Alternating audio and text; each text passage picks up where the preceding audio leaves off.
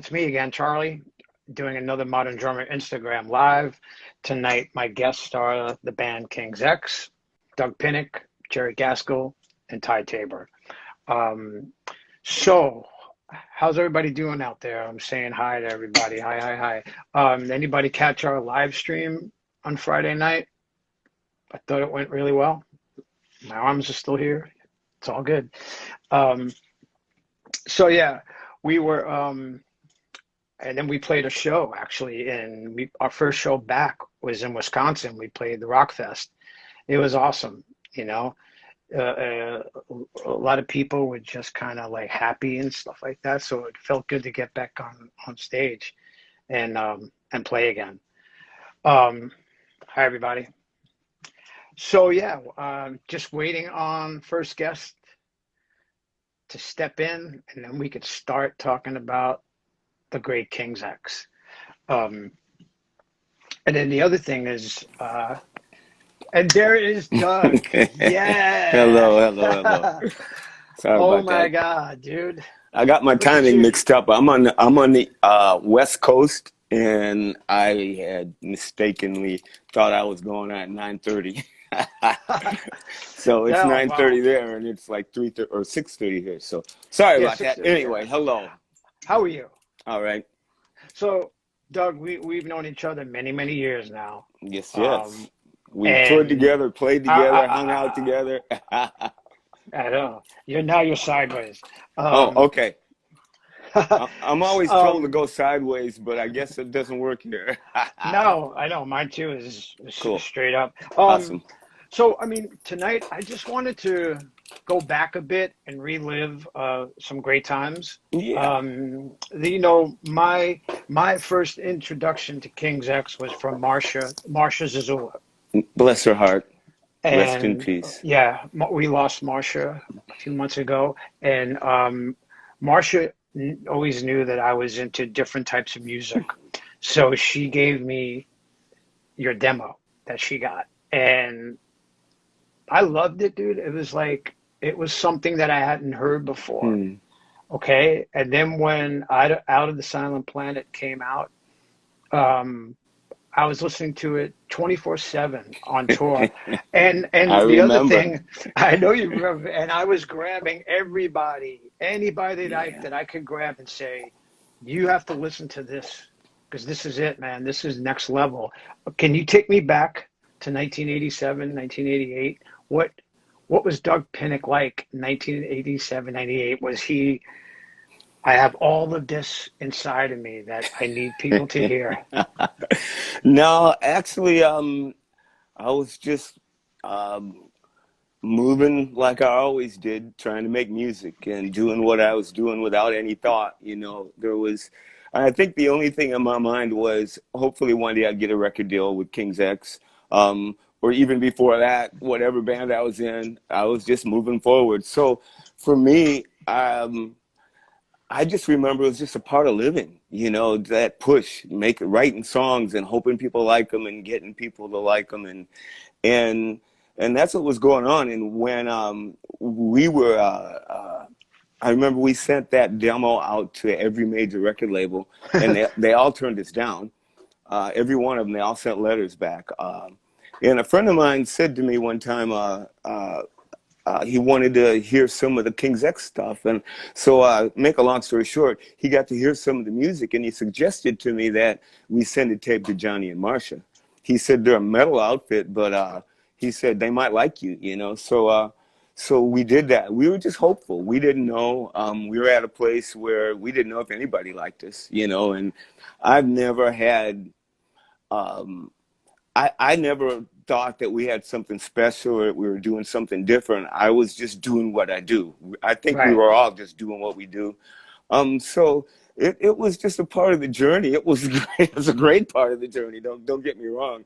I mean, going to New York and playing for Johnny and Marcia and a bunch of other people and the whole history of it was a dream come true. I mean, I look back on those days with a lot of love. Um, but as you know, when it's happening to you at that time, Yeah. it's hard for you to get a grasp on things, Nah. and things start moving so fast. And I mean, I know being a new band, I mean, I felt it myself. You just feel very vulnerable Yeah. because you don't know where you're going to end up. Hmm. Is it going to be an independent label? Am I going to be on a major label? So those times, and this is one thing I have to say too for everybody is like when Out of the Silent Planet came out, it wasn't like you guys were finding yourselves. You were King's X.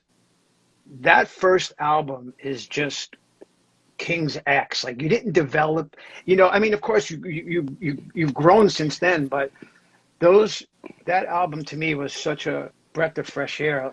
Like that's what I want to know from you. Like going in the studio, Uh, did you know you had all these n- amazing songs? no, no. I remember we had been together for 8 years at that time, 9 years, I guess, for that. So we went through a lot of different genres, different types of music. We wrote everything you can imagine from reggae to punk. I mean, we were just trying to find ourselves. And I think maybe that's why that record sounded like we found ourselves because we had, maybe we did, you know. I think the biggest thing that happened was that we always sang in the band. We always liked quirky music. We had the same goals musically, I think, in some ways. I think what happened was when Ty dropped detuned in 88, I think it was, no, 85, I think it was, and wrote Pleiades. That just like opened the doors for me. I know that the song itself was, Jerry and I both just felt like it was like this real heavy metal Beatles kind of vibe. And it was so cool and it was so interesting and it was different. I didn't realize it was different at the time, even though it really, really was. And I should have noticed that, but I didn't. But I know that it affected me profoundly because I remember I went home and dropped my guitar and wrote 5 or 6 songs within a week. What is this? Power of Love. Um, uh, to go down the list of the songs that I penned on that record. And I mean, they came out just like that. Drop D tuning opened my mind up because I'm not a real guitar player. I write songs on guitar, but I'm not a guitar player. And drop D tuning made it so easy to make up songs. And all of a sudden, I had been writing I've been writing songs since I was 18, so I've always been writing lots of songs. But the drop D thing gave me a voice, just like it gave King's X a voice. And whatever it was that was in Ty's mind, he got it out, and we took it and ran with it. And that's I think that was an exciting time in that place for me because music was real simple to write because of the drop D tuning. So And it opened. lyrically, I've always had a million things to say. I talk too much anyway. Not enough. So I mean, basically, the the tuning it down to D opened up a whole new sound for you guys. I mean, Hmm. it's crazy because Pleiades is on the second album, but Yeah. that song had been there Oh yeah. in the back. So how did you? We were literally on a plane we were playing with a guy named Morgan Cryer, a Christian musician who we were the backup band, and we were on a plane getting ready to fly to Heritage Farm. Remember Jim and Tammy Baker? We were Yes. going to play that show. Oh, Oh yeah, and that's where Ty he gave us the cassette and said, "You guys listen to this." We were on the airplane. He said, "You guys listen to this and tell me what you think. I don't know if it's good or not, but just let me know. It's just something I just feel." And we listened to it, and both me and Jerry both looked at each other and went, "Yeah," and yeah. going to Heritage Farm and seeing the hypocrisy of the whole the just the pillar of the whole evangelical Christian thing, and we walked into this place, and it was the most um, disappointing thing I've ever encountered being a believer at that time. Right. Right. In fact, it literally made me question my faith and everything that I had been doing. and that changed everything from that point on. I think it affected the other guys too. You can ask them. Oops. I I will. But so let's go through some songs on that Okay. record, because my you know this, like my one of my all-time favorite songs is on that record, and that is called Goldilocks. Yes, sir.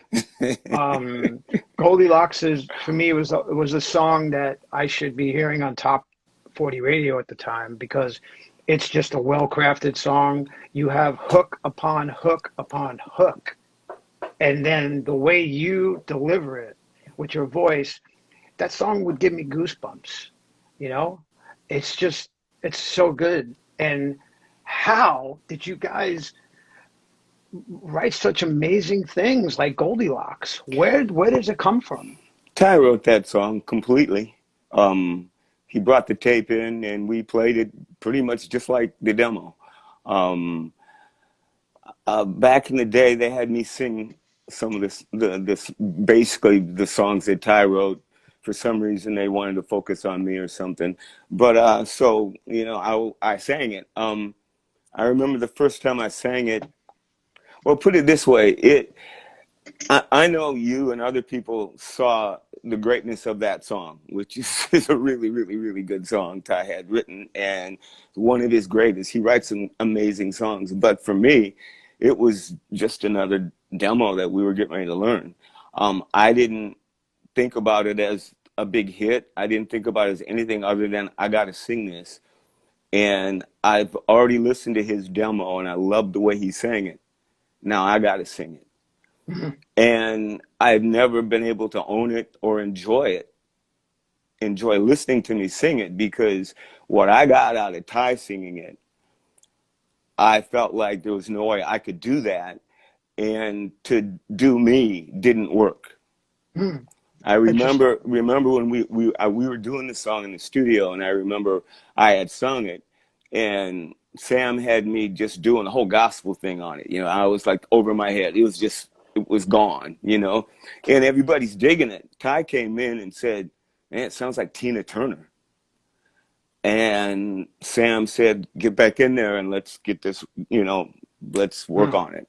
And so I went in at that point.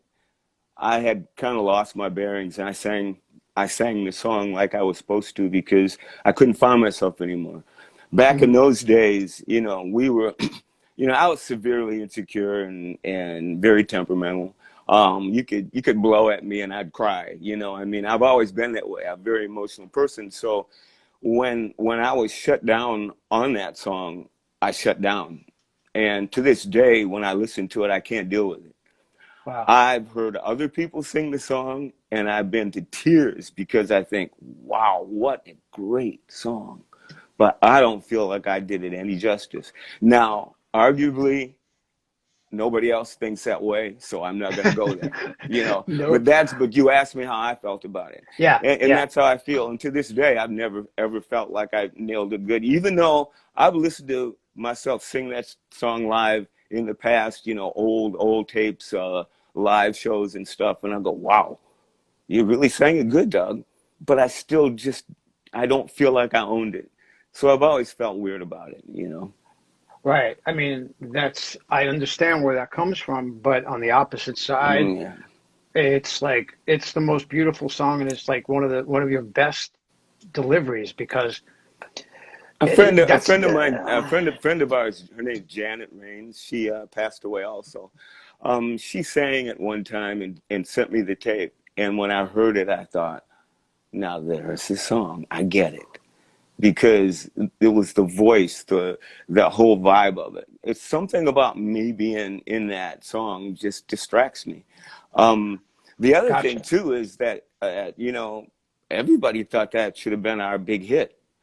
But from what I remember, if I could be wrong, and you can ask Ty and Jerry, but I remember Sam said to Johnny, "Don't put out Goldilocks first because I don't want their career to go too fast." Huh. And I think that was where it ended for us, Hmm. because we never Well, did go anywhere. well, that's not true, you, but you know what I mean. You know what I mean. The I hear success, you. the thing that everybody says, Goldilocks should have been a #1 hit, should have put you guys over the top. Well, it didn't. Mm. And we never even got close to that thought in any other song. So that's just the truth, Yeah. period, you Yeah. know. I have no problem with Um, that at all. I mean, you know, like I said, well, I've had a good time. You know, it's been a long, fun road, and I'm still on it, you know. oh yeah, dude, and there's still a lot more to cover. Mm. Um, and I got to thank you for doing that piece for us for our 40th anniversary. Really appreciated that. You're welcome. I What you, hope it worked out. oh, it was great seeing you there, dude. It's just like there's Doug. Can we talk about a good friend of ours who's no longer with us, and two of them actually, Hmm. Daryl and Vinny, and Yeah. you like me would get phone calls at 2 in the morning. You did too? Oh Yeah. yeah, I often Dime. talk about these. He would Daryl, of course, we're talking about Dimebag Daryl, and Doug and I were very good friends with Daryl, and there'd be nights at 2 in the morning when the phone rang, and it'd be Daryl just wanting to talk about Yeah. King's X, you know, Bless his um, heart. or he would call you with like he was doing a bit of a bit, you know what I mean, like some Yeah. shtick. Yeah, I remember So one time he called and he couldn't, he was trying to get everybody on the bus to sing Shoes, the beginning of Shoes, the a cappella part. And every time he tried to get everybody to start singing, they start howling like wolves by the time they got into the third or fourth line. They could never finish it, so he'd hang up on me. Then he'd call back. And I'm in bed, it's like 5 in the morning, you know, and I'm, you know, boy, Dime was, what a character he was. what a character, and I talk about him a lot because I want to keep him here, Mm, you know. yeah. Um, but him and I were very big King's X fans, and we would gush over songs. We would just because we're still talking about Out of the Silent Planet. We haven't even gotten to Gretchen, which of course Yeah. of course you know this, but Gretchen is a flawless record from start to finish. The songs that are on that record, dude, they are just it's magic. And I don't know how you guys did it, man, because you would play one song and the hooks were so awesome, but then the next song would come on and it'd be like, what is going on here, man? And like I said, another one of those records that never left my ears. What what does Gretchen mean to you? Gretchen is my pride and joy because of what other people have said. Um, Again, that's a time in my life when I listen back to it, I think of all the things that I went through making that record with everyone else. Not musically as much as emotionally, again, because Mm, being in a studio, it just, you bleed your heart in a studio. A producer is supposed to get that out of you. mhm. And that's what was done to me. So I have a hard time relating to that record too, from that standpoint. But I've realized is that the harder you work on something and the more you let go, it can turn into something beautiful. Yeah. Me being a control freak as I am and I was back then, it was difficult for me to let go of things. So Sam had to push me a lot. Um, I barely remember singing any of those songs. I do remember being in the vocal booth, screaming my head off and hoping that this was the take. Um, I just let Sam and basically everybody decide what they thought was good, what wasn't. I kind of, it was a weird place for me. It really, really was. And maybe that's good because Gretchen might not have been that way if I was more forceful and more, had wanted my way, which is Hmm. not always the good way to go. So, I mean, I think everything that comes out great is a battle, it's a fight. I mean, a lot of people think, oh, Gretchen, aren't you guys so proud? Man, it must have been so great doing that record.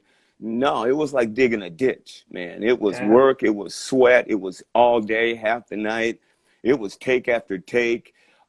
Sam Taylor I mean, we wrote those songs. Ty and I, and Jerry, we all wrote these songs. Then Sam would take us into rehearsal, and we would play those songs for a month, maybe 2 months, 10 times, 10, 15, 20 times in a row. We did them so much till you hated them. Then we got into the studio. And so when we got into the studio, I mean, the whole point is you go into the studio ready to go because it's tape and it costs a lot of money and you don't play Right. around. We don't have digits and we can't cut and paste. All Yeah. that stuff was one take and very little punch in. So you had to be on your game. So the bottom line is, yeah, those records were a lot of work and they do pay off when you spend that much time making records like that. So again, I can tell you what I've learned and what I know about it, but how I feel about that record, I can't get through it. Um, Wow. I can't get through it at all. I can maybe get through three. Well, I get to Over My Head and I'm done because I'm so tired of doing Over My Head. I could lose my mind right now. I wrote Over My Head in '88 or '83, I think it was. So, and we've been doing that song ever since we put it on a record live. Just so much you can do. That's 50 years almost. Um, so there's so much. I don't know where I'm going with this because I'm babbling. Reel me back in. I wanted to bring this up. Trios. Hmm. It's three of you. Hmm. Some of the greatest music that has come out have been from trios. Um, Everything from Cream to Rush, Motorhead, The um, Police. The Police, and why a trio? Why did you guys remain three and not add another? It just felt right. Um, I think it was more Ty's decision. Um, we always had two guitar players for the first like 3 years of the band, and we had two different guitar players. They came and left. They always said they felt like they weren't a part of us. There was something about the three of us that people saw and knew that would tell us even that I didn't know that, but there's always been this connection between the three of us musically, and so the other guys left, and when Kurt left, I remember we just got together and started rehearsing as a three piece, and Ty just said, let's see if we can do it as a three, and it worked, and so Ty gave the green light because it was his decision, really, Right. in that aspect. And we went on as a three-piece band, and we never looked back. That's amazing because like again, some of my favorite bands are just trios, you know?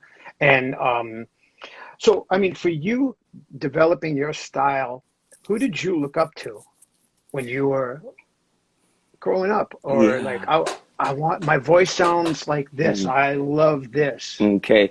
Aretha Franklin and Stevie Wonder and Sly and the Family Stone, all four people that sang in that band, were my aspirations. I would play those records over and over again and mimic them as close as I could from every grunt, every squeal, every hiccup they did. I learned, um, and but I've always sang all my life, and Mavis Staples and Aretha Franklin, or I'm sorry, Mavis Staples and Mahalia Jackson. These are two singers in the early '50s that came out in the early '50s, mid '50s, I guess. And I was just like 5 or 6 years old. But those voices opened the door up for the rest of them. Those because they had the voices that we all wanted to sound like, even Stevie and even Aretha. Um, and then we had Ray Charles. He popped in there somewhere, and so we're little kids because me and Stevie and are the same age. So we all, I think, listened to those people as vocally. And growing up in a gospel with a gospel background, I was always hearing black gospel singers, which is, that soulful type, call and answer type vibe.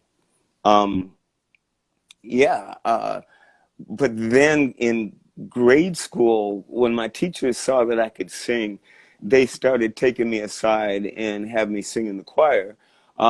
They would put me in different sections. I'd get in the bass section, the treble section, or the or whatever section it was, and I would sing their part with them. They teach you the part. and I was like 10. So back in the day, I had this gift that I didn't know, but there are always people that came into my life and kind of prodded me into a certain direction. I was always winning vocal contests in grade school and even high school. I never lost a vocal competition, and it wasn't that I thought I would lose or win. I didn't kind of know what I was doing. I just opened my mouth up and sang because people asked me to. I remember when I was maybe 4.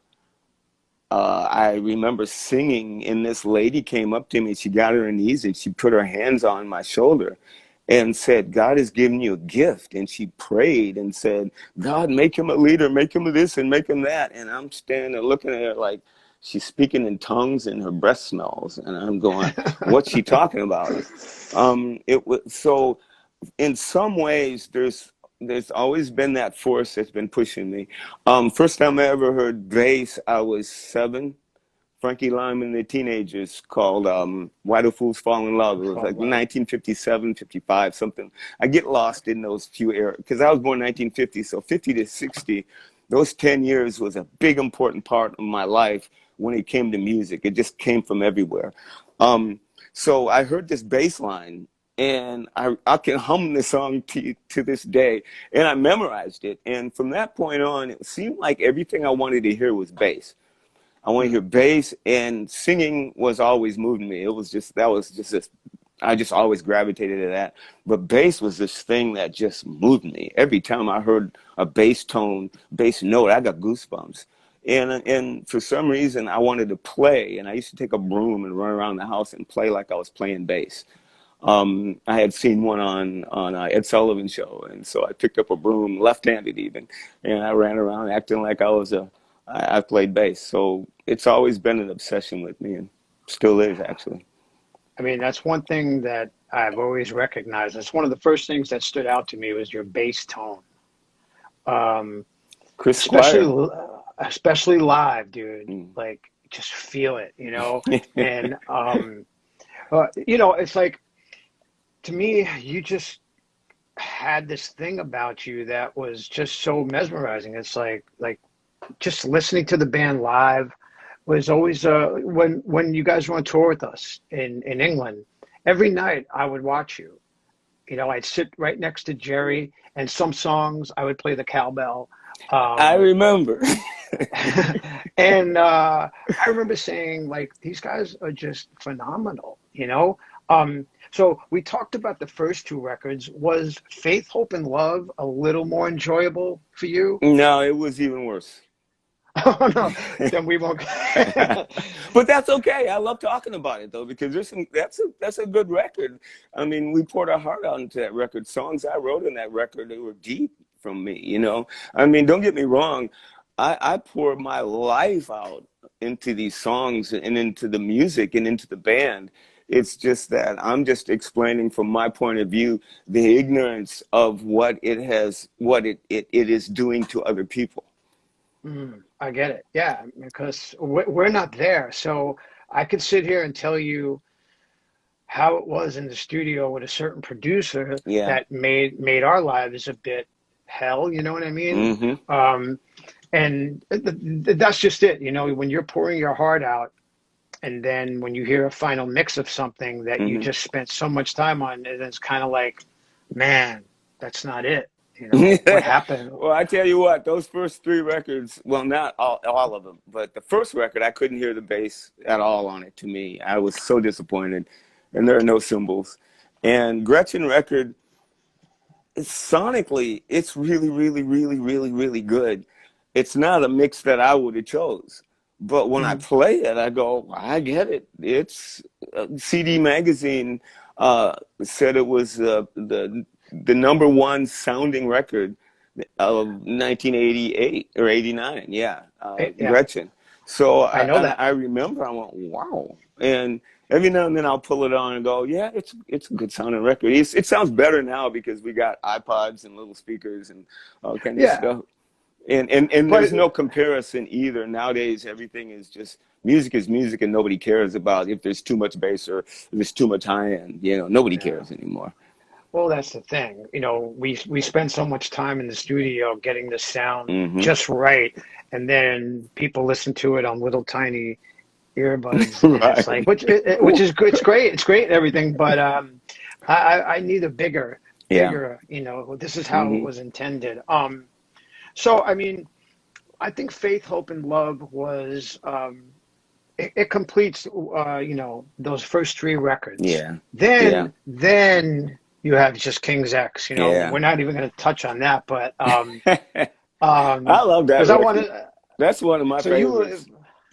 really Yeah, because I think I tell me think at why. that point, I think I had finally gotten used to making records, knew what to expect. I think I was emotionally stronger. Um, and those songs, I think I was really writing my part in the songs that I wrote, where I was really trying to reach outside my little box, which was the Ooh song. It's one of my favorite. Hey, Jerry. Hey, everybody. Uh, Ooh song was one of my favorites just because it's just weird and it's different. And when Ty brought in Germany, it's like, are you kidding me? It's like, what do you do with that? But just play it. I mean, to this day, it's still fun to play, and I still feel like we've impressed people, because that's a hard song. And Black Flag, oh my God, I mean, those are songs that you work out. I mean, there's harmonies, there's lead vocals, there's riffs, there's so much going on that they. I'm proud of that record in many ways. World Around Me. Uh, That's I remember writing great. that song, and I heard this riff in my head. It was Looney Tunes, basically. Remember if you live in Chicago, you watched Bugs Bunny, and and I'm hearing that in my head, and I'm thinking I'm gonna write a riff, something like that, and all I could see was Bugs Bunny and Pepe Le Pew walking across the stage, and and it took me a while. That was probably the only riff that I ever made up that I actually sat down and worked on it. Really, really just went painstakingly tried to make it as screwed up as I could, and it's still to this day hard to play because it's just so awkward. But yeah, that's still probably one of my favorite X records. I think that record is who we were at that time from the At the first time. three records. Jerry, are you telling Julie? No, I don't believe what he's saying. I know what you're saying, Jerry. Jerry's thinking out loud. Hey, everybody, I want to bring in Jerry Gaskell. How are you, Jerry? Hey, I'm doing all right, man. Thank you. I love you, Jerry. What's that? Say that I again. love you, Jerry. Love you, Jerry. Good to see you. I love you too, Doug. Good to see you. Cheers. Yeah, it's a love fest. It's Hmm. love that holds it all. Anyway, um, Doug, you want to stay or you gotta go? I mean, I'll stick around cool, awesome. as long as Jerry Um, don't mind. so Jerry, Do I have anything to I say was about it? No, I'm just joking.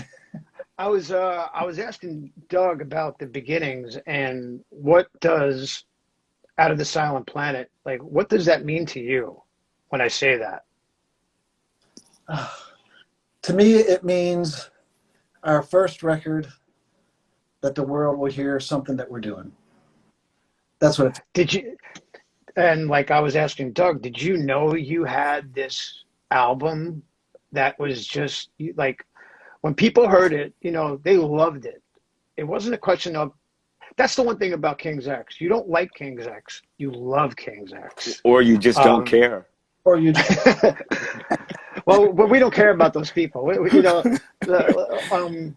So I mean, there's something about that record that just man, when I first heard it, like I was telling Doug, it was just I never stopped listening to it. It was just beautiful.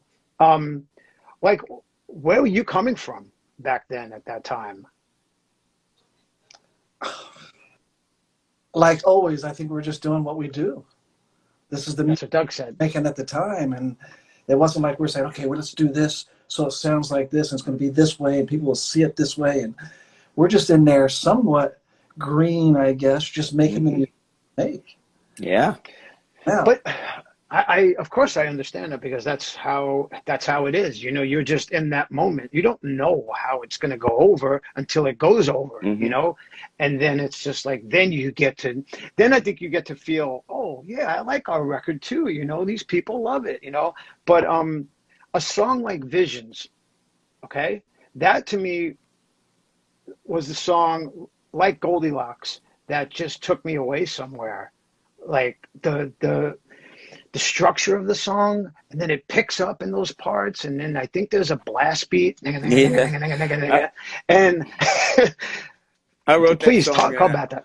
when I wrote that song, I was listening to you guys, and we were, metal was all around me, everywhere. And I remember when we got to that part, I thought we should double time this like they do in metal bands. I mean, literally, that's why I thought about it. And then I thought about that whole gospel thing, that double time in a gospel, and I thought, let's throw this in here. And that's literally, I wrote the song and I was just thrown in the kitchen sink.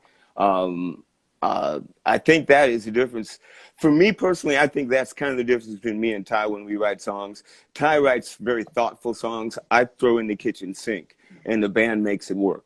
And so, that song, no, that was it. I was just trying to keep up.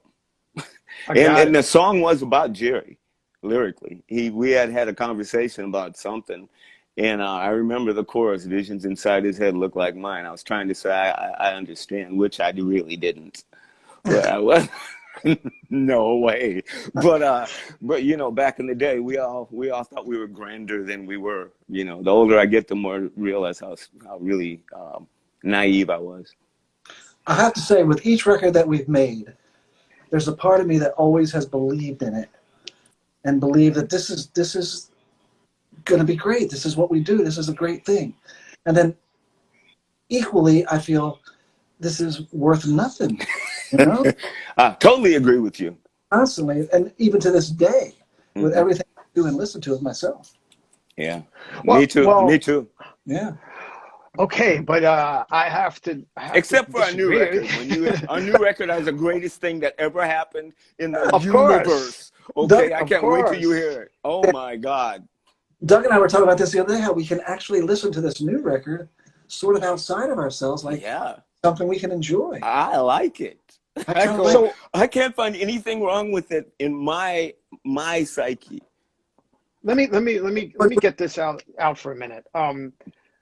Where do you guys feel that a record, any one of your records, oh, that's how King's X really sounds? Is that, do you think you got the first three records and then everything that came after that, but what is King's X? Where do you feel that sounds like King's X? I personally feel like they all sound like King's X Hmm. because it is King's X. It's the three of us making music the way we do it, and that's what King's X is. And you never know, Right. it could be different every. Well, Yeah. do you agree with me that Gretchen is flawless from start to finish? Say that because I was involved. I'm not. because because because it is. I mean, just for instance, when we're on tour, you know, and you're sitting after the show and you put some music on, and whenever I put on Gretchen, everybody just shuts up and we listen. You know what I mean? Because for Wow. us, that record just hit all of us so hard back then too, you know. And like I said, you don't like King's X, you love King's X. But I know Doug said it was hard for him at that time, and maybe it was the same for you, Jerry. But when you think about Gretchen and Faith, Hope, Love, what comes to mind? Because you guys were still in Houston, right? Right. Yeah. I actually really enjoyed making the Gretchen record.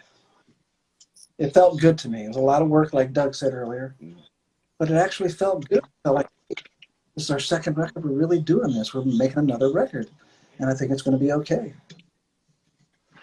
And you guys were doing shows. You guys were like blowing up overseas, Oh you yeah. know. And dude, like I was telling Doug before, when you guys were with us in England doing that, it was like just a UK tour. that was one of the best times I've ever had because I was hearing these songs every night, and I would just be taken away. And so we're talking about these three records and what they mean to people. What about when you guys were out touring? Because it's a new world, and how are you going over? How are you enjoying seeing people loving your music? You want to talk, Jerry? It's your time. Always got something to say, but you talk to me. I will say, when we first went to England, our very first time, we played at the Marquee. Yes. They're already putting us on the cover of Kerrang. That's right. Mm-hmm. All the great accolades and whatever, but didn't know what to expect. And I will have to say, when we first got there, we walked on stage at the Marquee. The place was completely packed. And from the very first note, everybody was jumping up and down and singing every song. And in my mind, I'm thinking, oh my God, we're going to be the Beatles. But then, life goes on. And who knows? And right. here we are now talking about these records that some people think are flawless, like you said, and wonderful, and our live experiences they think are wonderful, but we're still just right here, Yeah, I know. I'm so excited to hear this new record, and I don't know what to expect. I want to be completely surprised by the whole thing. And what about the documentary that you guys have been working on? How's that going? How's that going? Since COVID, it's been kind of slow. Roy's been doing some things. I think he's got a few more things happening. He's been flying all over the country, interviewing people. I actually got together with Roy a couple months ago in New York City, and we did some filming. And actually, I talked to Derek Schulman for the first time in my life. Awesome, Jerry. The only time I've ever seen Derek was like, "Hey, Derek, oh, thanks, man." He goes, "Great show. Oh, thanks, man. See you later." But I actually had a conversation with him. It was very nice, and that made the trip worthwhile. Good. But the filming was kind of... Oh, that's awesome. Yeah. I mean, I know I did some filming for it, and it's like I can't wait to see this because, again, I love. For me, it's like I stay loyal, and I know there's been, even with our records, there's records that it just kind of took me here, took me there. You know what I mean? It's like if you guys have had such a long career, like some of the records, like I know we were just going to talk to three records, but something like Ogre Tones. What were you guys thinking about at that time, making Ogre Tones? I have to admit, it's really hard for me to think about some of those things and remember. Yeah. It really is. I think I drove New Jersey to Nashville. Mm-hmm. I remember that. And I think I remember, Jerry, oh, go ahead. No, I drove. I was all excited. I said, I'm going to drive to Nashville. We're going to make a record. It's going to be great. Got in my car. I was listening to Muse on my stereo. And I'm driving along, and I got on I-10, and I know I had to go east. But for some reason in my mind, I was just thinking, east is right. So I went right and went west for like 200 miles. And I just realized, oh my God, I'm going the wrong direction. So I turned around like 100 miles an hour, all the way back to start all over. I remember that. I remember. Well, at least you remember that. But I mean, again, you guys were self-producing at this time too. Was that Michael No, Wagner? Michael Wagner did this one. Michael Wagner did that. After the so the record that changed everything, and people became like, "Oh, have you heard the new King's X?" Of course, that was Dogman. And that was a different, I felt it was a different sound. Oh, yeah. It didn't sound like King's X. I thought it sounded like us live, maybe with vocals a bit lower, but live we were pretty powerful. I think our records were really weak sounding, the first three, actually. Because you've seen us live, and it was ear deafening. The low end would crush you, and it seemed like on record it just kind of sounded weak. But all the other bands coming out were stomping. And Brendan Mm, came along, and I remember when they asked us who we want to produce, and I suggested Brendan. I don't know if anybody else did or not, but I just thought if we get anybody in here to make us rock that hard, it's Brendan, you know. And but the funny thing was that we did a demo before we even met Brendan. It sounds like the record. I mean, we were already there. We had already mm, kind of something happened to us. Maybe we're just getting older. I don't know. Just our songwriting had gotten darker, I think. mm-hmm. And we rehearsed these songs and did them all. I think the only difference when we went in the studio is we took our guitars and went a half step lower. I think the original demo was in drop D, and you know the normal like we played. But when we went in the studio, Brendan suggested take our whole guitars and go a half step lower, and we did, which gave it a darker sound. And Mm-hmm. you know, so we stayed there. Actually, we went lower after that.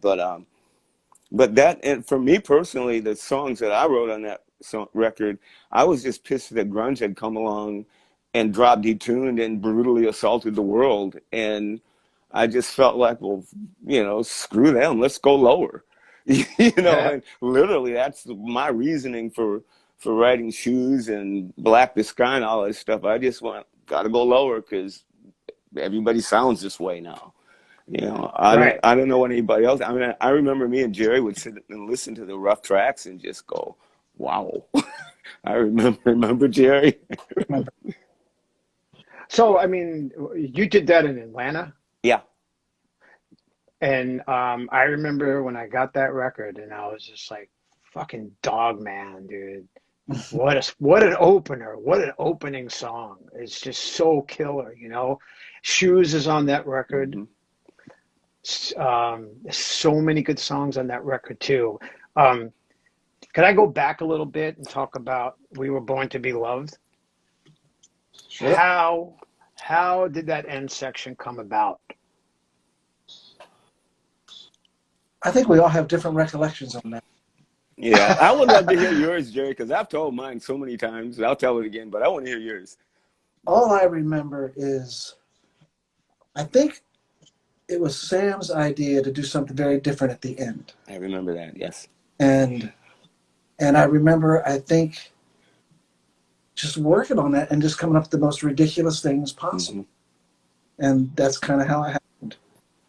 I remember that the the ending is basically I wrote that song, and the middle part where I do the rap section, talk section, was the end of the song also. I Yeah. liked it because, you know, I like songs that I write, and I don't like nobody to change them, even though they do because they need to be changed. But I was upset because Sam wanted to screw my song up. And I sat there and went along with it for a second. But as Ty and Jerry and Sam started mathematically mapping out changing beats ups and ins and outs and well let's put 3 beats here and 2 beats here. I mean, they methodically worked on that, and it was at that point I didn't want to deal with it. I was angry, and I remember sitting on my SVT mad, and I just watched them while they did it. And when it was done, I just went, okay. I just wasn't happy. I wasn't not happy. I just went, that's just a part of what we do. um, I still didn't understand it until the record came out, and I was sitting in my living room on the couch. I was playing the record, and I thought to myself, you know, I need to learn this because I can't play it. I have to watch Jerry every time we do it. And so I sat there and counted it out and memorized it and learned it myself after the fact, after the record was out. And so that's my recollection of it. And I am so glad that they did that. It is our claim to fame, and it's the showstopper, and I got no complaints. I would have not said that when we first did it, but you know, you grow up and you go, you're right, you're right. I've had to say you're right a lot in my life. But I mean, I'd have to say, yeah, you're right. Yeah, That's yeah, it's a highlight. oh That yeah. song is such a highlight, man. Even It's I just know like, that. I know. I even whew. look forward to doing that. Even to this day, I know that it's impressive. Even to this Well, day, even if when we go out next time we play and we do it, I'm going, y'all motherfuckers know that this is what we're doing. You know, I mean, Yeah. see, probably the only ego that I have in this band is that one part. The one part that had nothing to do with. Well, yeah, I didn't have nothing to do with it. Oh, that's It's hilarious. very Well, true. another song that's on there on that record that I loved is Six Broken Soldiers, which Jerry sings. Yeah. What in the back of your car? Four of them speak. Dude.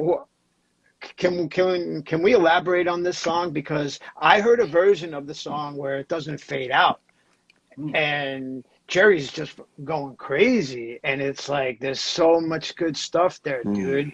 Your footwork is just killing it. You know, it's like what is going on?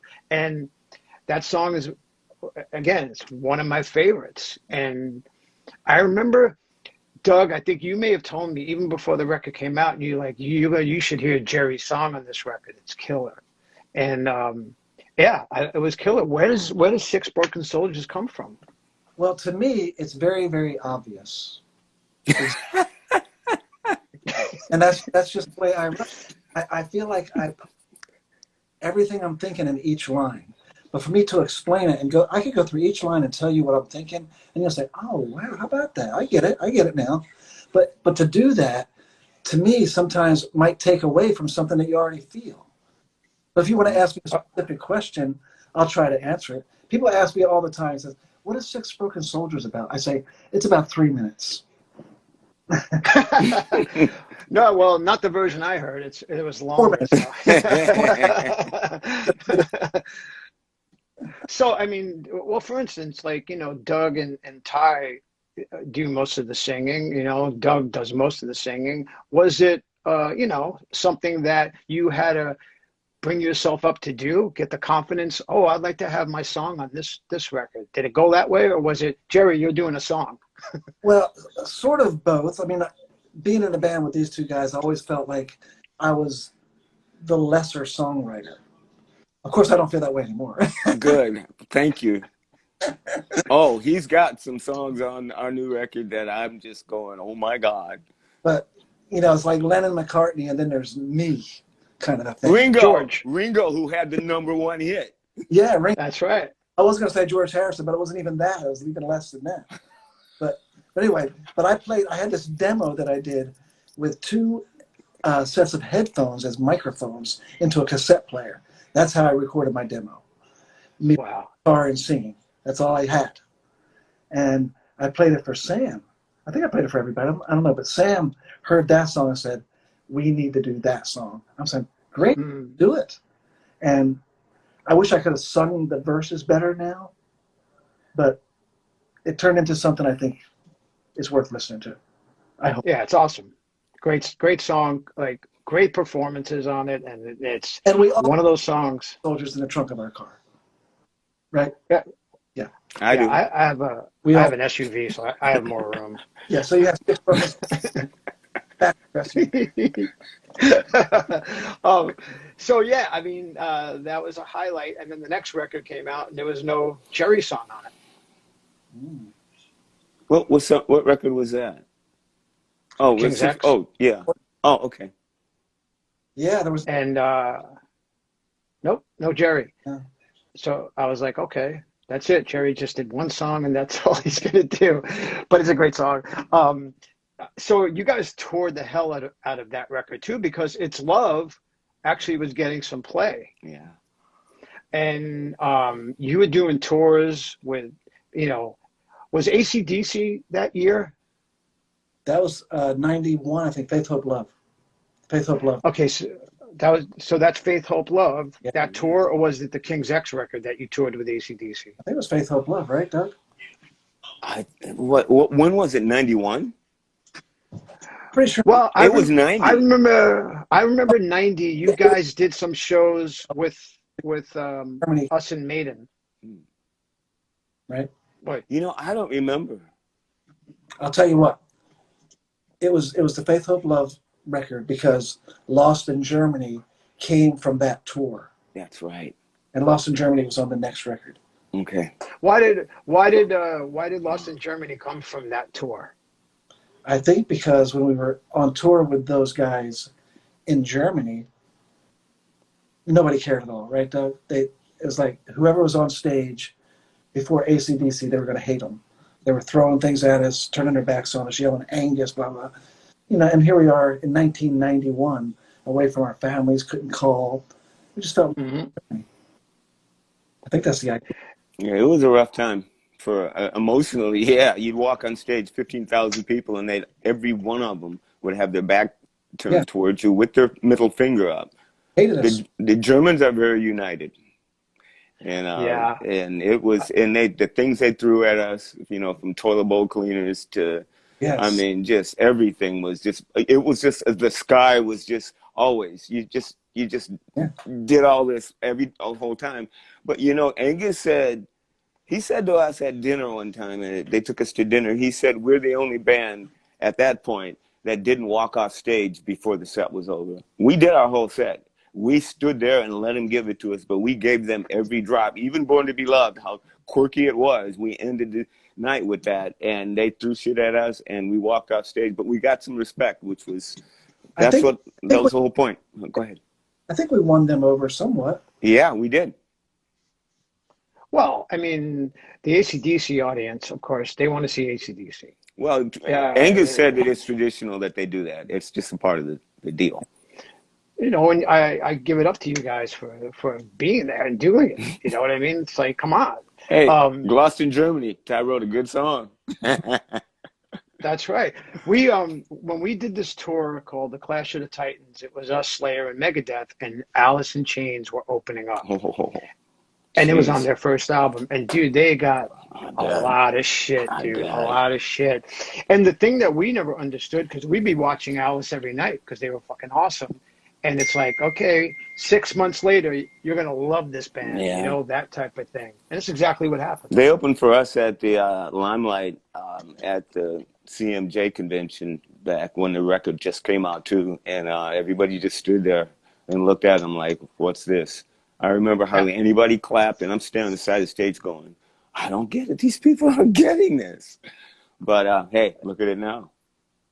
yeah, exactly. So, I mean, again, I have to give it up to you guys because those first three records, there's hooks upon hooks upon hooks upon hooks, and it's like, man, it's like I got to give it up to you guys. You guys were writing amazing songs from Out of the Silent Planet on. So it's like, yeah, and it's like everybody should know King's X. I always say that. So, you know, Thank you. I know I have to bring Ty in because it's that I time. gotta go. Where he at?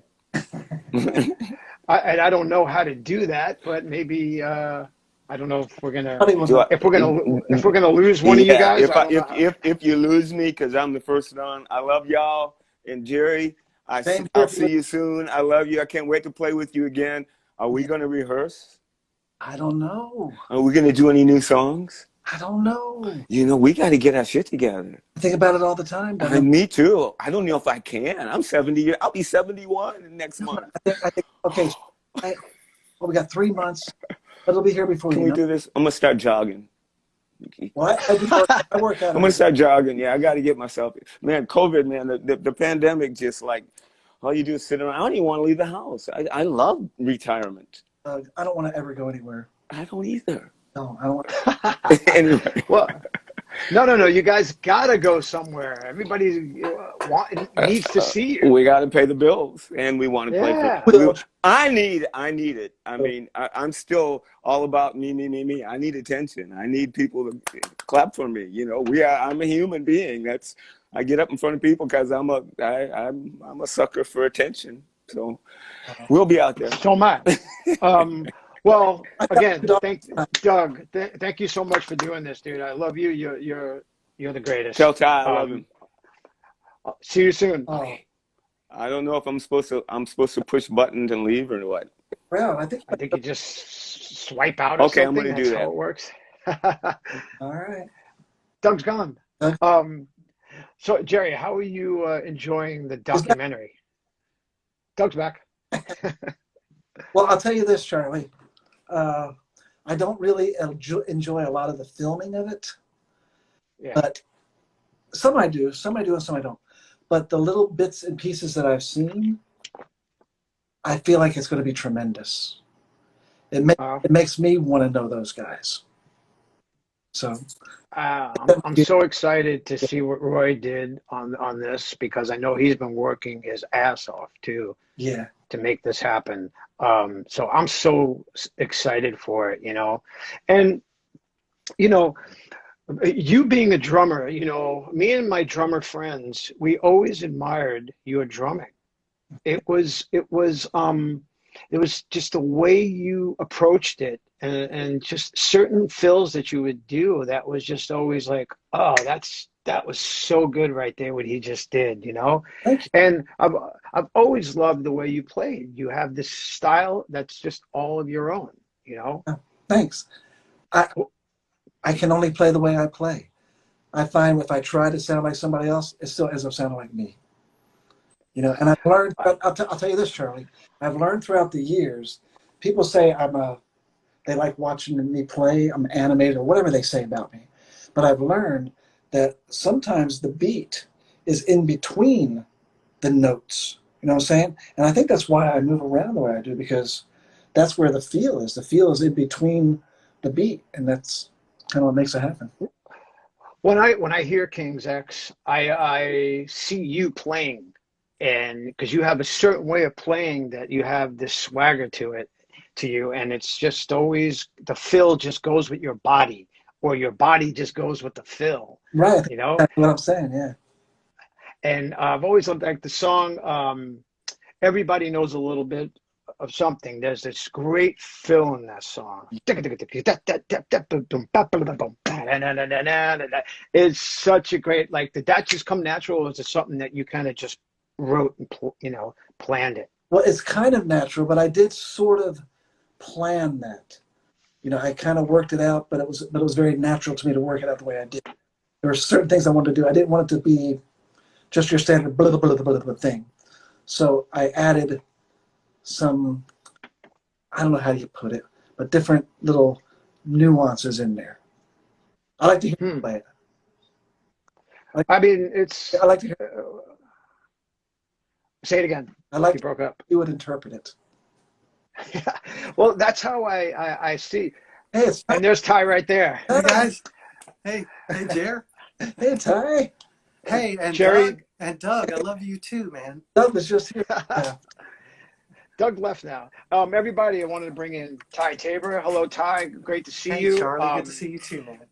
Man, it's been a while. It's been a long time. Just talking to Jerry about a lot of things that are related to King's X, of course. I was telling Jerry that his like when I hear Jerry do a fill or a song, I picture Jerry playing it, and I think that the fill his body becomes the fill and his body becomes the groove. It's just one of those things like me and my drummer friends kind of geek out about that stuff. But I asked Doug and I asked Jerry the same question. What does 1988, what does Out of the Silent Planet, where were you at that time? For me, I was just very excited about getting to spend that much time in the studio. I personally love being in the studio. Any excuse to be in the studio, I feel at home there. I just love it.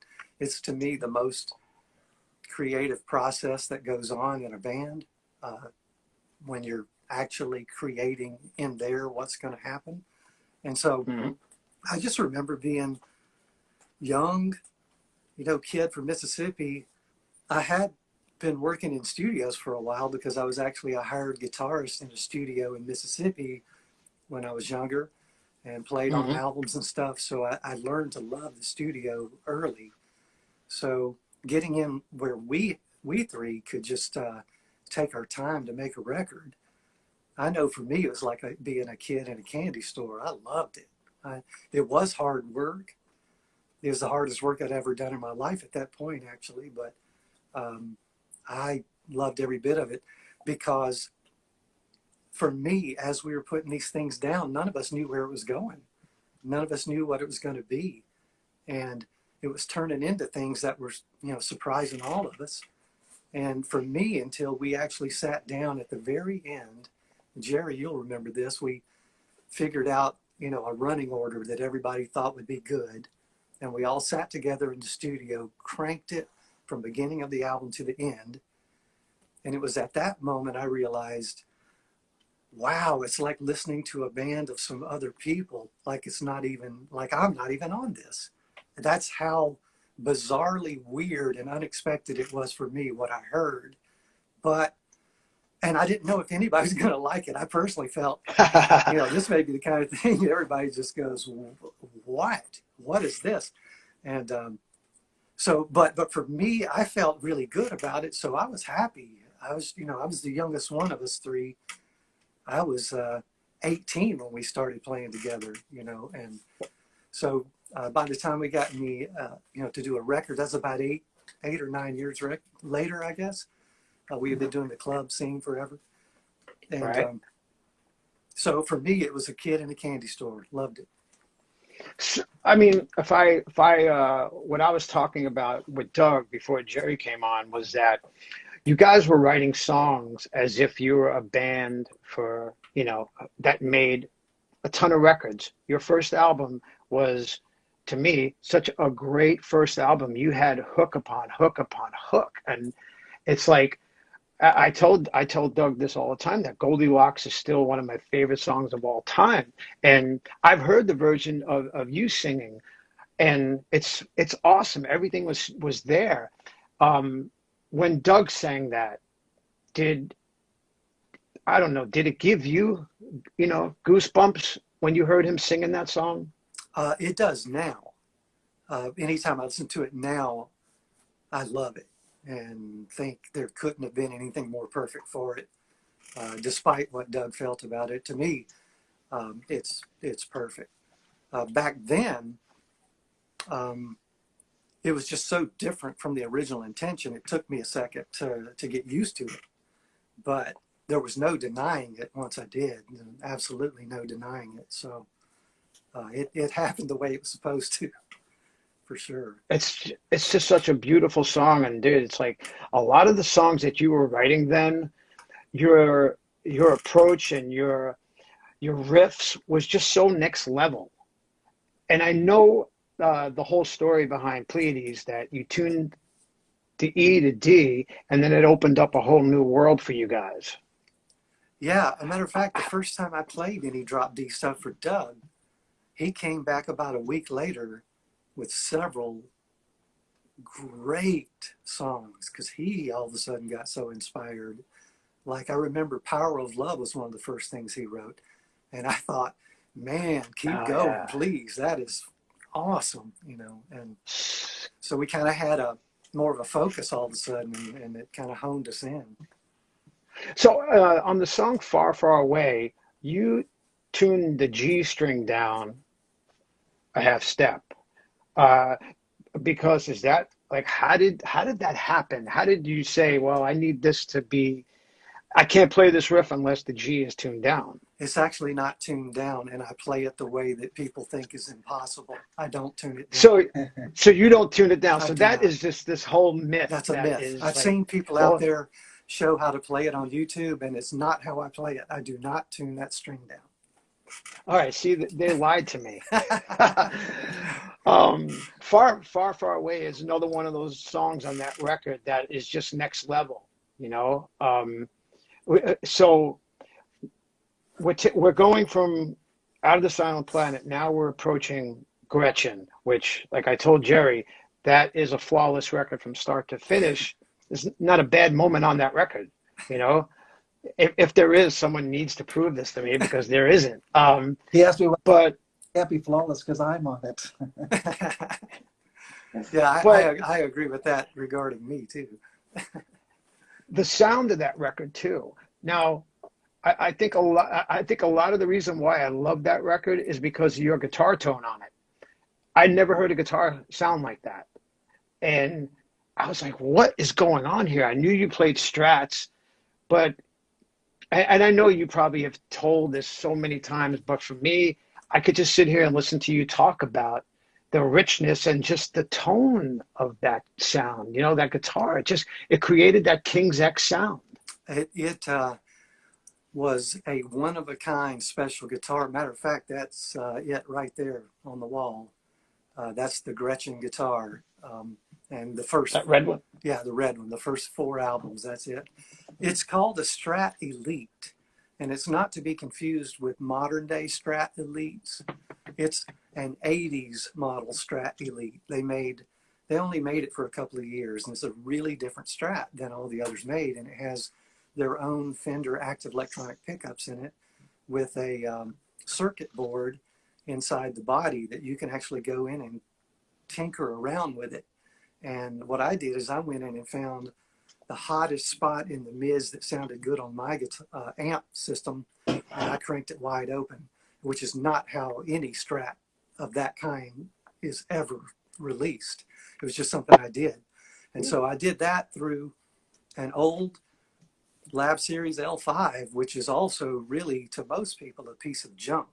But to me, one of the most uniquely wonderful sounding transistor amps that's ever been made. There's nothing like it, other than the latest models that Orange is making of something called a Crush.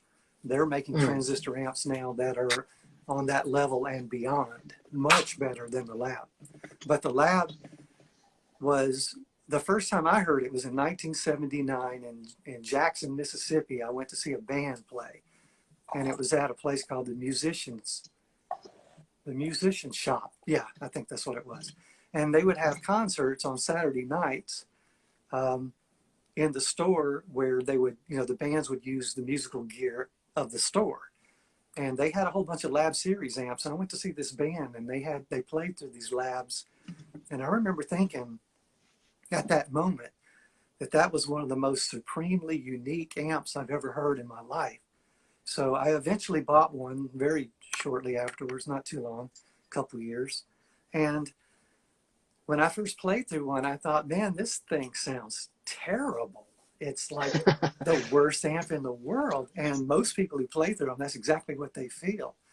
But I learned to dial things around until I found a few sweet spots. And then after I did that tweak on the Strat to really make the mids way too hot, that through the Lab was a unique surprise all of a sudden. And it sounded really, really good to me. The first couple of times I used it live, I don't know if you remember this, Jerry, but you and Doug were both like, yeah, it sounds okay. Not so sure about the Strat on this heavy stuff. And that was the initial reaction. And I also was teetering, wondering really if we weren't more of a Les Paul thing and maybe I should give it up. But I stuck with it. And by about 2 weeks in, Doug and Jerry both were like, no, man, keep that thing. It's great. And so I just kept it. I mean, that the tone on those records is like, I've never heard a Strat sound like that. I haven't either. And I haven't since. And again, the sound lent itself to the material. When the Mission opens up and it's just those, it's like, dude, that is an awesome tone, because it wasn't like a heavy metal or thrash metal, chunk, but it had its own sound, and I just loved it. And I call it that King's X Thai sound. That's just beautiful. Isn't there also a 9-volt in there? Yes, it is. Yeah, Yeah. they're active pickups. Yes, they're super hot, and they're super microphonic, which is the problem. If you're in a place with bad RF signal, it's unusable. And we actually used it on the latest album. I used it on almost the whole album, but we actually sang into it at one point, or I know I did, because it's so microphonic, and I'm just singing the line into the guitar. And we did that on old King's X stuff too a couple times. Wow. Can I ask you guys a question about the difference? The demo has more drums in it, and then the version that's on Gretchen is acoustic. And Jerry, you're just playing maybe a kick with a tambourine. Why did you guys change it? from the original demo to what it became? You know, I honestly don't even remember on that. Do you, Jer? I don't remember that at all, but I remember that I play a little bit more than a kick and a high and a tambourine. I do That's like, right. and then That's right. the whole thing. There's some toms in there, and it turns into It's like, just Oh very, yeah, later in the song. I don't That's right. I don't even remember Um, the demo at all. I think but the that demo is different. yeah, it is. The demo, I just had drums playing through the song, basically, kind of more jungly. But I think Sam wanted it to be more bare and raw. And It's beautiful. I mean, the vocals in that song, it's just it's perfect. Now, how did you guys arrange all the vocals back then? Was it something that Sam wanted you guys to do, or was it a question of Ty, you wrote the song with these kind of three-part harmonies? it was both. I think originally it was all Sam. I mean, I don't. Me and Jerry didn't really sing hardly at all until we started getting serious about writing stuff for a record. And it was Sam that, you correct me, Jerry, if I'm misrepresenting. I believe it was Sam who pushed us that we needed to both bring more to this, you know, with our I voices. remember the very first song that I ever sang on was that song called Dreams. Yeah, yeah. And that was before Sam. That was before Sam. You're right. Yeah, but you guys, but there was three-part harmony, and there's only three of us, and I had to sing, and That's that right. career began. And Sam heard that song, and so and he heard us sing it with three-part harmonies. That Uh, was probably one of the things that made him go, do more of that. oh, you're probably right. You're probably right. But yeah, Sam did have a lot to do with a lot of arranging, correct? Yeah, he did. He did. As far as, I mean, you've heard my demos. I mean, I used to write harmonies for my songs fully, but we would come in and everybody had the right to say, why can we do this or try this or move this or do it Right. differently? And we've all been like that with each other's music, and that's how it becomes King's X. Right. And that's always been the case. Yeah. The other thing that that I've always loved about you guys is you'll throw in parts that are just unexpected, but just very heavy. Like you just feel it. Like like one verse will go, just the drums will just be playing the dan dan dan the bam bam dan. The next time it comes around, you'll do like dan dan dan dan dan dan dan dan. You know what I mean? You're always making it so interesting. Like, does that just come because you guys are just playing the songs over and over, rehearsing it over and over, and like, boom, magic happens? Or was that something Sam also like? Oh, I think the dynamics here need to change or something. I think that we were all somewhat on the same page. Once again, Jerry, if I remember wrong, please correct me. I think we were all somewhat on the same page of trying to figure out what is right for the song and how to make it interesting, how to make it naturally build so that the second verse is slightly different and it's going somewhere instead of here's a verse, here's a chorus, here's another verse, here's another chorus. It's always how do we grow the song to go somewhere. Right. Is the way I've always looked at it. I think all of us have that mind and think that way and build as we go. I think live we do it too. Right. Live, you guys have always delivered, and it goes back to what I asked Doug about. Why a trio? Why did you stay a trio? I mean, there's been so many amazing trios. I mean, but yeah, why? Because in the beginning you had another guitar player. And by the way, I remember that story completely different. I mean, we all remember some things differently, but the way I remembered is I wanted a fourth member. I wanted another guitar player to You play always with and play against. That's what I wanted. I did not Right. want to be three-piece. Three-piece scared me to death. I felt naked playing three-piece. I didn't feel like I was good enough to cover the sound or any of that. The first thing I thought when our last fourth member left, I turned to Doug and Jerry and I was like, who are we going to get? And there wasn't anybody to get yet. So it was more of a, well, we don't have a choice but to go out and do some shows that we have lined up with just the three of us. And so we did. I did not look forward to it. I was scared to death, but it was true that after we did some shows, three-piece, that we all looked at each other and said, you know, I think we might be able to do this like this. And we just said, sometimes having more people is more trouble. So this feels good. Let's just keep it. And that is the way I remember. Yeah. I remember Well, Ty not wanting to be the only guitar player. Yeah. Yeah. But it just felt right. Right? And Doug was right that it was my decision. But they did let me say, okay, let's just stay three or whatever. Because if I hadn't been comfortable with that, I'm sure they would have been open to us looking for somebody else, you know. Right. of course. I mean, when I saw you guys in the beginning, you know, first time I saw you, I'm like, how are they going to recreate these songs? It's just the three of them.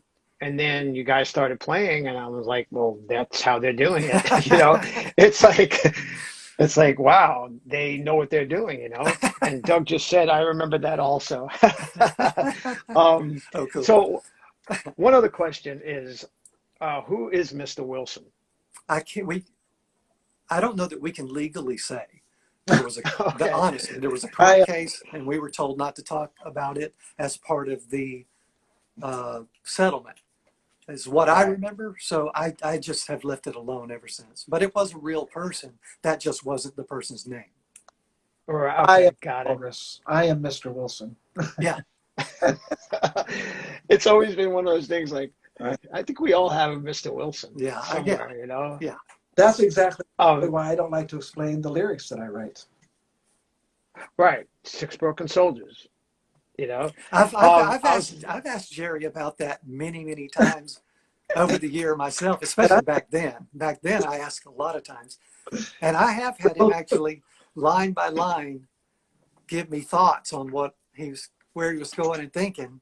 And all of a sudden, it made a lot of sense to me. And I thought, wow, that's great.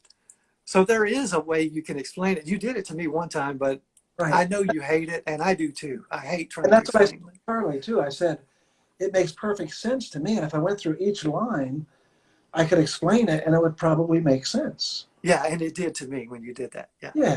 And we all have broken soldiers in the back trunk of our car, right? Yeah.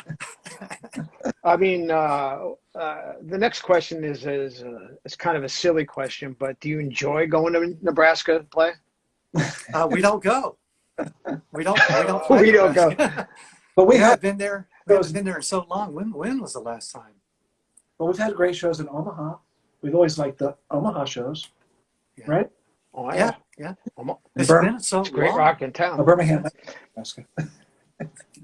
So, I mean, if we go back to, so Gretchen is out and people love it, and you guys are on the road. You're going overseas. How did you prepare for Faith, Hope, and Love?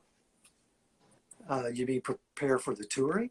Or... No. How did you write that record? Was that written on the road, or did you have leftovers as well? I think that we always followed a pattern, and yes, there were always leftovers. We always had way too many songs to choose from in general in the early days.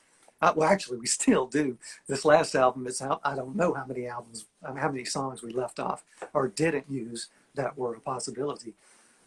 So yeah, there's usually just loads of stuff always being written. And we followed a pattern back then where we would tour, and then we'd take a bit of time off before going into a pre-production for an album just to have some time to write.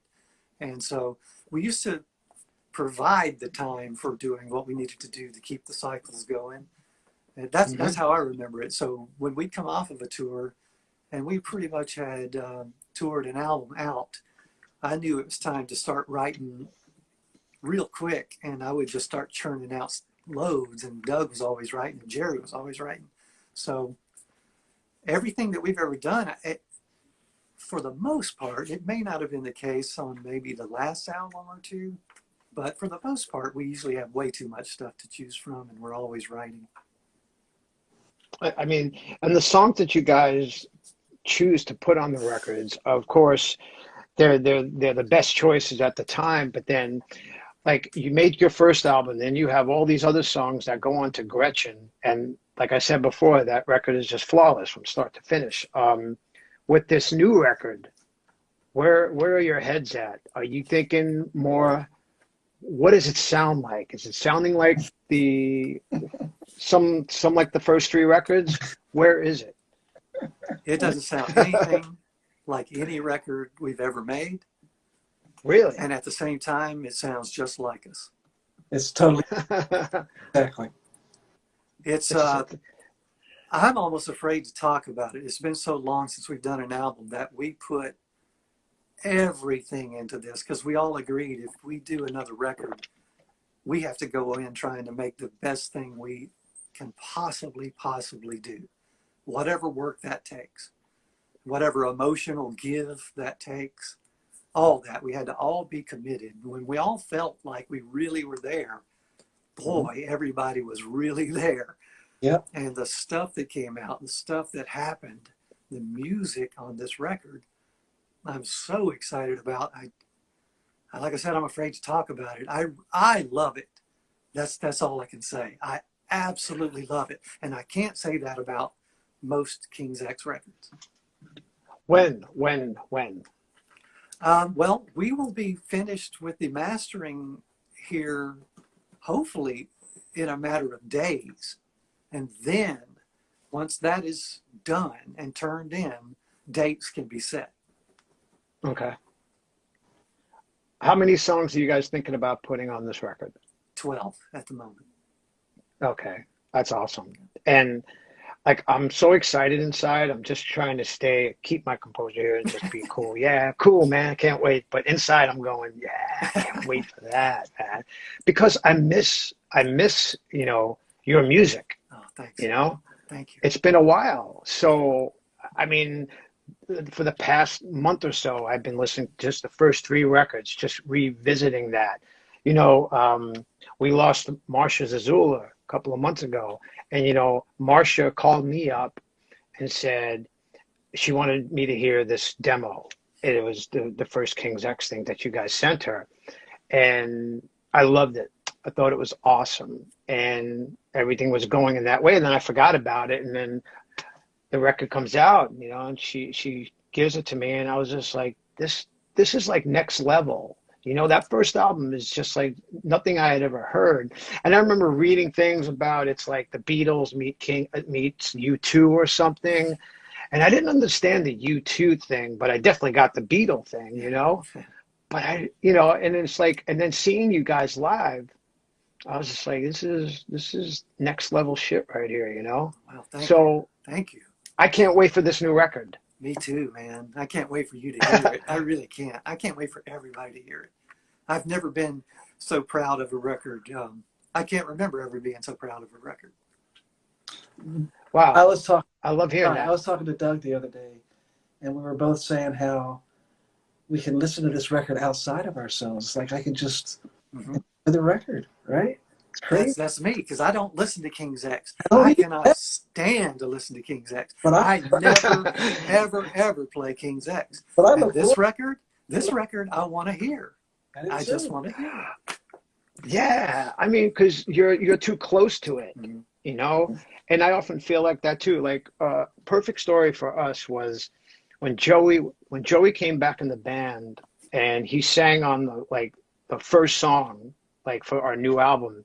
And when I heard him singing, I got so excited again, and I just thought that's what we've been missing, And it's so crazy because you've lived that for so long, and then all of a sudden it goes away for a bit, and then when it comes back, it's like, wow, this is like I'm breathing new air. You know what I mean? So can I say that's exactly what you're experiencing with this new record? I would say that describes it very well.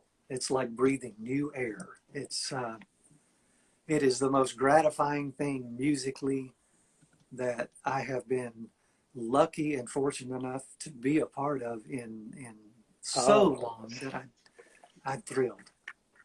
Oh, I can't wait.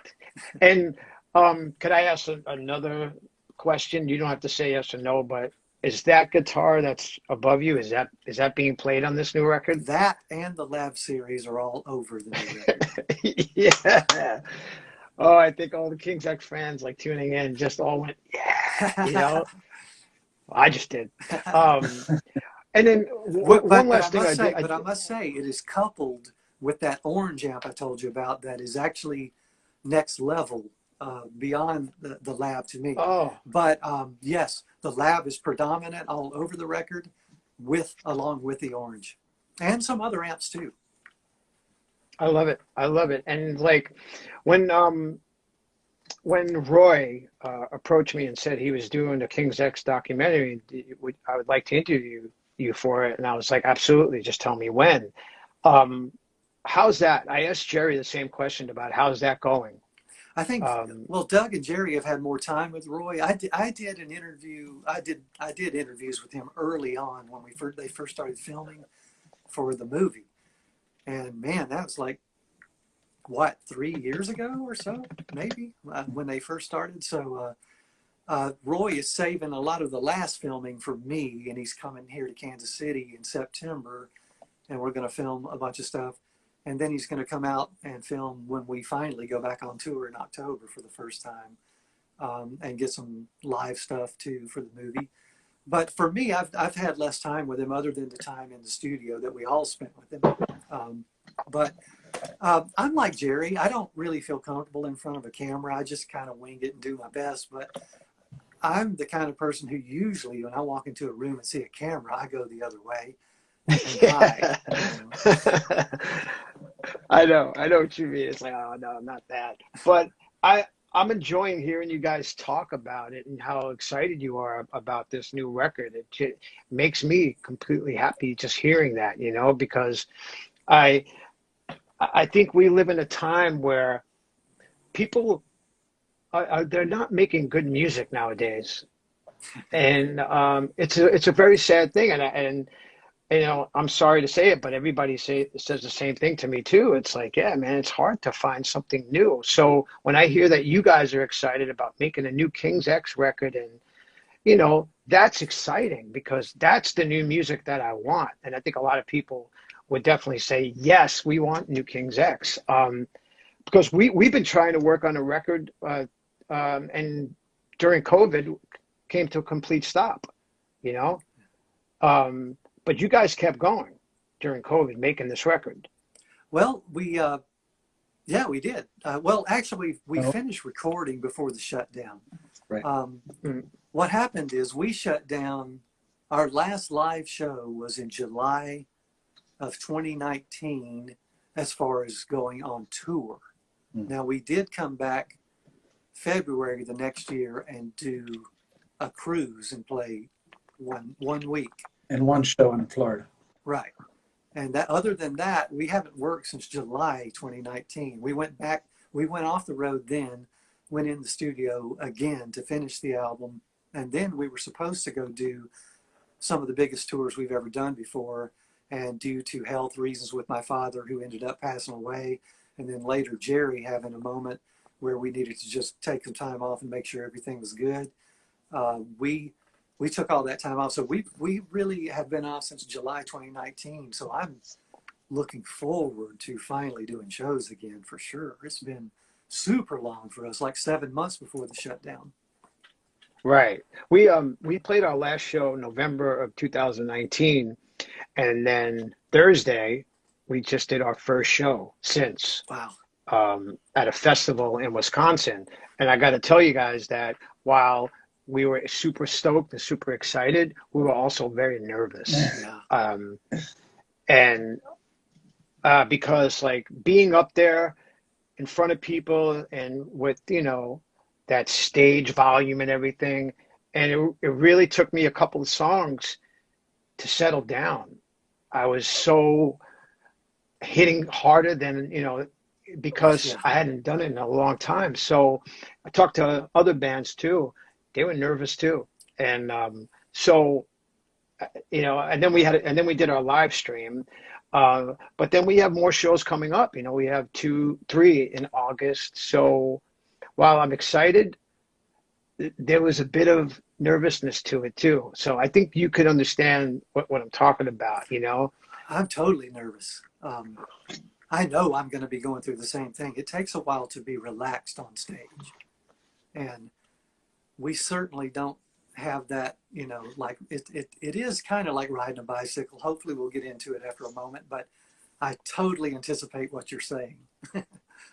It was tough, man. It Yeah. was like it was hard to settle down. And like I was joking before we went on because we were playing like 70 minutes or something, and I said, I'm going to play this set in 30 minutes because that's how excited and the adrenaline's going to be going. And I told those guys too, if I'm pushing it, please give me a look. Yeah. I'll pull it back down, you know. But luckily that didn't happen. Do you guys ever worry about that on stage? Like, do you feel like some songs need a bit of a push? I think I used to worry about it a lot more than anybody else in the band, and now I don't care at all. I know that for me, it's like whatever we do, then we're just going to lock in and do it. That's what's happening now. And some nights it's because we're humans and we're not using click tracks and tapes and stuff. We're playing live like a real band. You know, I mean, it's real Yeah. live. So human emotion, how you feel that day, whether you're sick or whatever, is going to all come into tempos and everything for all of us. You know, if one Yeah. of us is having an off day, that one person's going to feel things different than the other two. And so we're always just trying to just lock into whatever is happening and trust and just go with it. That's where I'm at these days. I don't worry about it at all now. No, I mean, like I said, when we got up there, we were nervous and it took us a little bit, but then and then, oh yeah, because the funny thing is, as soon as you start to get comfortable, then you start thinking about the things that you always think about. Could you take this, you know, the snare drum's too loud. I can't hear myself. You know, it's back to all that stuff. And then that's it, you know, and then, okay, we're playing again. But it was a great experience. You know, it's been a long time and, you know, I can't wait to see you guys getting back on tour, and I can't wait for this new record. I can't wait for this documentary. And I must say, I appreciate you guys taking the time to do this. But I've been wanting to talk to you guys forever, and it means a lot. Thank you, So Charlie. Appreciate it, man. Thank you. what could we look forward to now in this coming year? Are we going to see this record this year? I sure hope so. It's about to be turned in very soon, so I hope so. Okay. But I'm not in charge of that, so I don't know. Awesome. It's up to Jerry. it is up to Jerry. Most things are. Um, but again, thank you guys for doing this. I appreciate it.